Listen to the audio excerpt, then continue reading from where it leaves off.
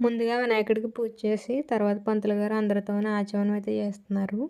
ఇంకా నెక్స్ట్ అభిషేకం అయితే స్టార్ట్ చేశారు. అందరూ కొన్ని కొన్ని ఐటెమ్స్ అయితే తీసుకొచ్చారు. అందరూ మాక్సిమం ఆవు పాలే తీసుకొచ్చారు ఎక్కువ. ఇంకా ఆవు పాలైతే ఇచ్చేశారు. ఫస్ట్ అయితే ఆవు పాలు, అలానే వాటర్, కొబ్బరికాయ వాటర్‌తో చేశారు అభిషేకం. నెక్స్ట్ ఫ్రూట్ జ్యూసెస్‌తో చేశారు. తర్బూజా, గ్రేప్స్, చెరుకు రసం వాటితో చేశారు.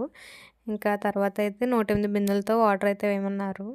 ఇవి 108 బిందెలు లేవు గానీ మళ్ళీ ఇవే రిపీటెడ్‌గా వేశారు. వీటిలో మారేడు దళం, రోజ్ వాటర్ వేశారు. ఉత్తి వాటర్ అయితే వేయకూడదంట. నెక్స్ట్ మళ్ళీ విభూది, గంధం, పంచదార పొడి, ఆవు నెయ్యి, తేనె వాటితో అభిషేకం చేశారు.